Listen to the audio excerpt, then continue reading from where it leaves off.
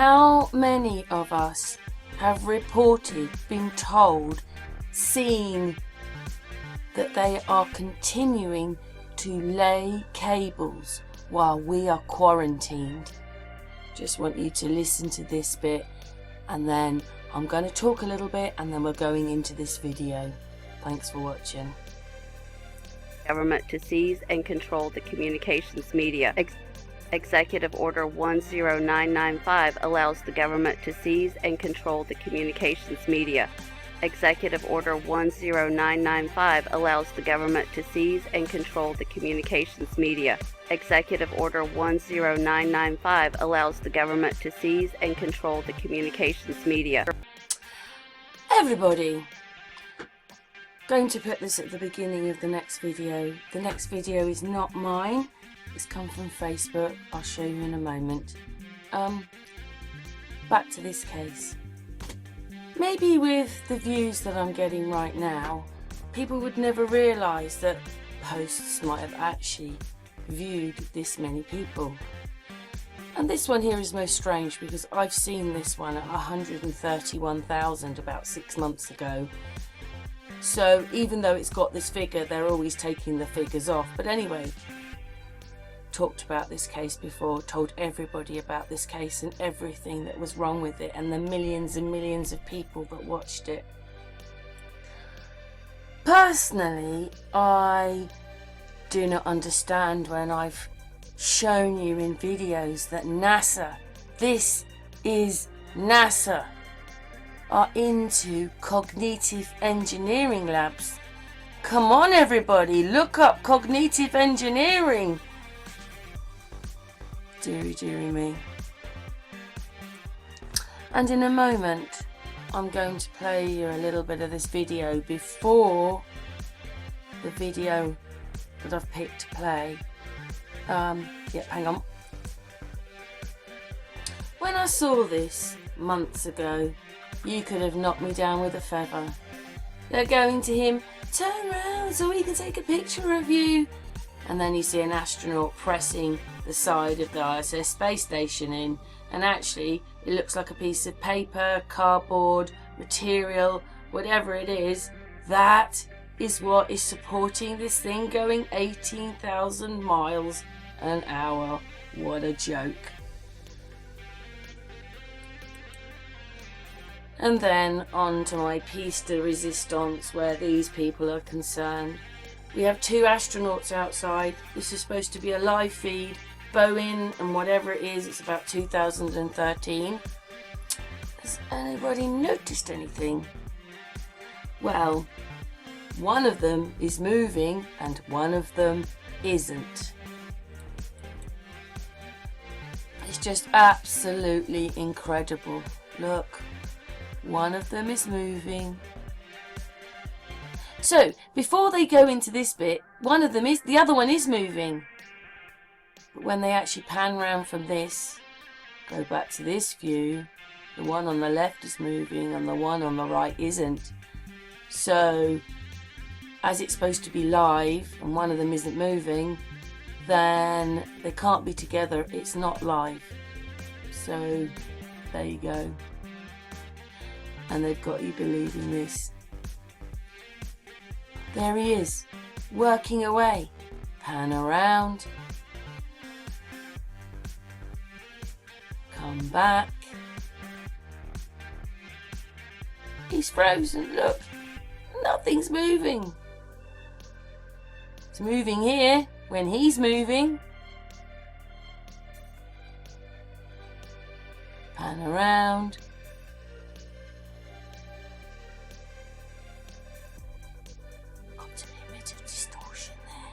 Come back, and this guy's shadow when it comes across here isn't right either. There you go. And the really sad part about this is that what they do is they make an illusion that you follow and think is real, and what they've done is they've taken your freedom away by making you believe something that wasn't real in the first place. They've done it on space. They've done it on the case I was showing you at the beginning. Millions of people watched it, millions. And they're doing it all over again right now. Right now. Just to let everybody know that I made my video in January. I've been trying to tell people that something's going to happen. So just listen to the next bit. I should never be amazed, even though in the video I'm going to tell you that we're only looking at cartoons. But this is what it's probably all about. You can't help it when you see things or when you're shown things. NASA's promise. I thought about it sitting here because I'm thinking, well, I know how a lot of us feel right now. But then I thought about it.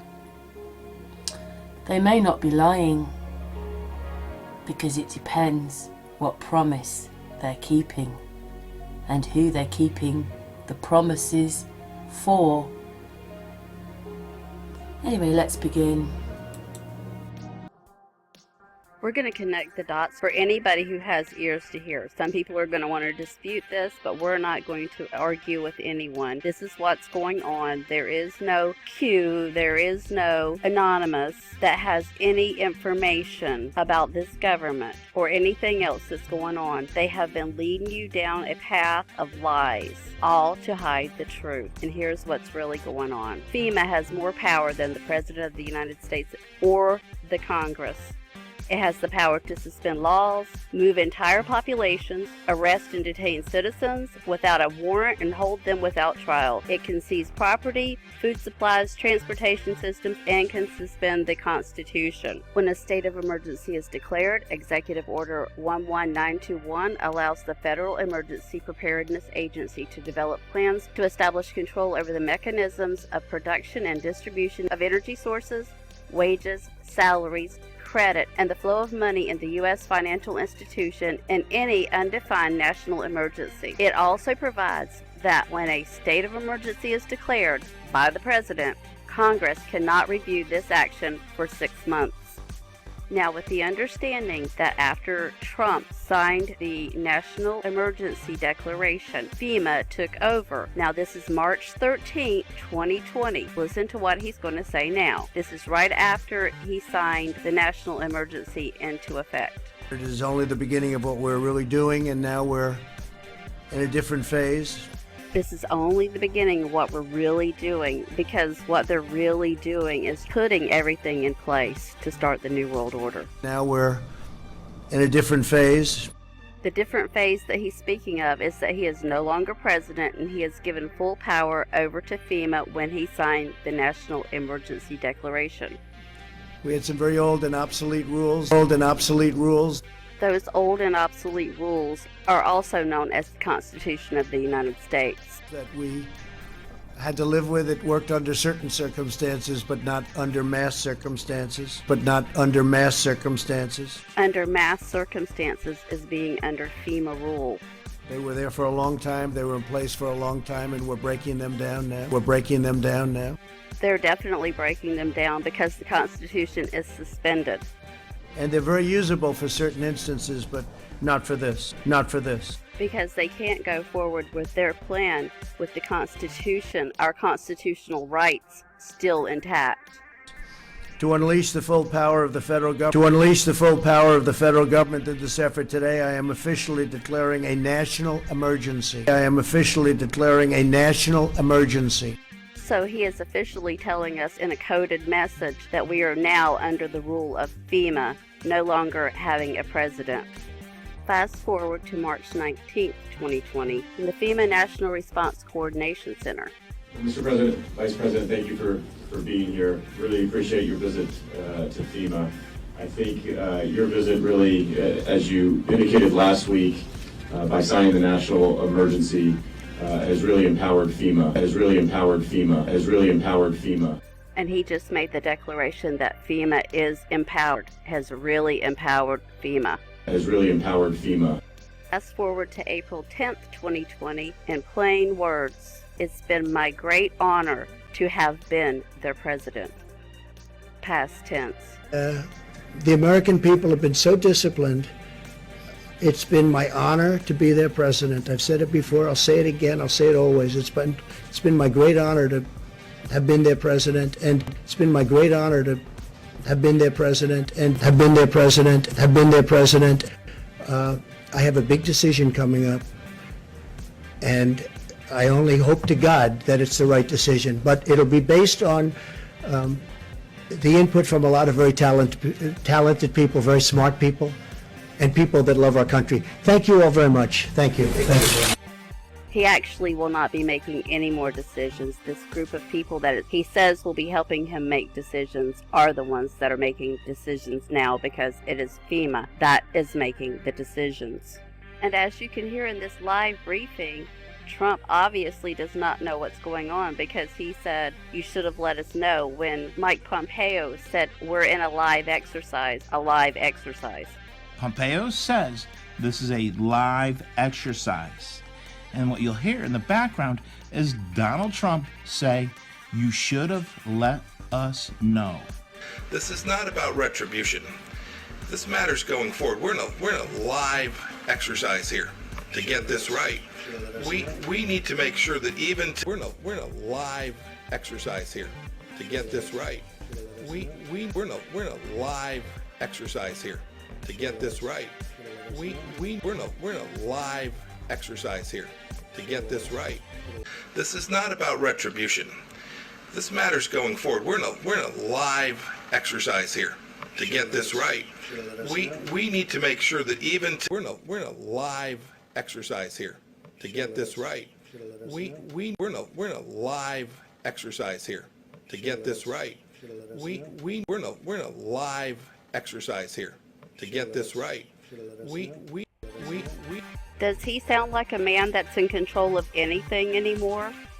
He just looks like he has just lost his best friend in all of these videos that we're seeing now ever since he signed the National Emergency Declaration. I'm sure most of us thought that FEMA was created to help people in disasters. But here's the truth about FEMA.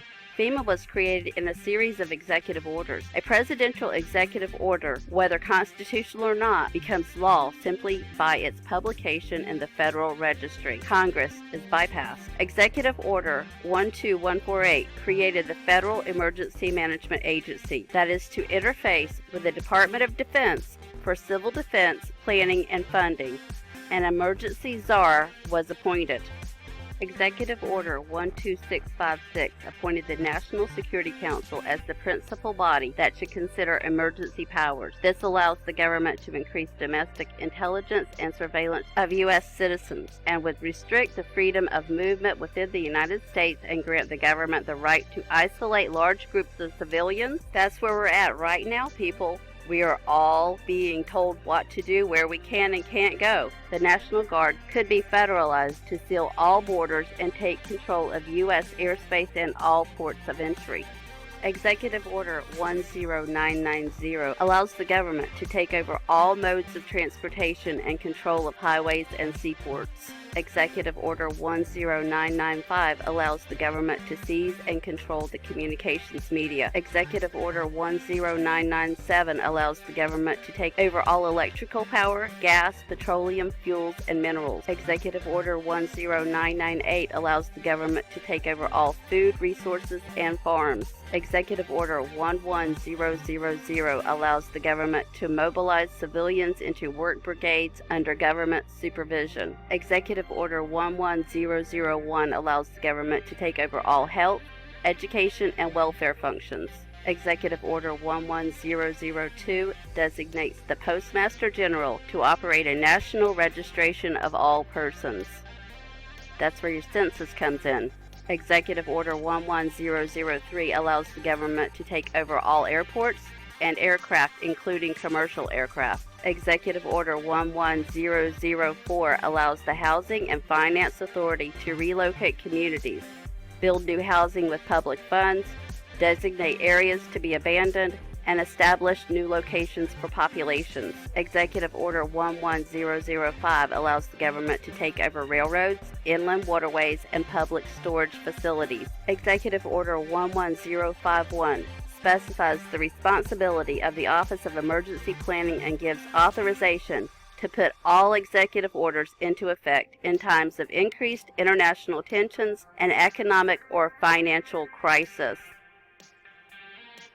Executive Order 11310 grants authority to the Department of Justice to enforce the plans set out in executive orders, to institute industrial support, to establish judicial and legislative liaison, to control all aliens, to operate penal and correctional institutions. And Executive Order 11049 assigns emergency preparedness function to federal departments and agencies, consolidating 21 operative executive orders issued over a 15-year period. We are Americans, part of something larger than ourselves. For 2 centuries, we've done the hard work of freedom, and tonight we lead the world in facing down a threat to decency and humanity. What is at stake is more than one small country. It is a big idea, a new world order, where diverse nations are drawn together in common cause to achieve the universal aspirations of mankind: peace and security, freedom, and the rule of law. Such is a world worthy of our struggle and worthy of our children's future. We have before us the opportunity to forge for ourselves and for future generations a new world order. A world where the rule of law, not the law of the jungle, governs the conduct of nations. When we are successful, and we will be, we have a real chance at this new world order, an order in which a credible United Nations can use its peacekeeping role to fulfill the promise and vision of the UN's founders. Hopefully this has opened some of your eyes so that you can see where we're at in this timeline. This is true. This is what's going on. These are facts. Y'all have a blessed day.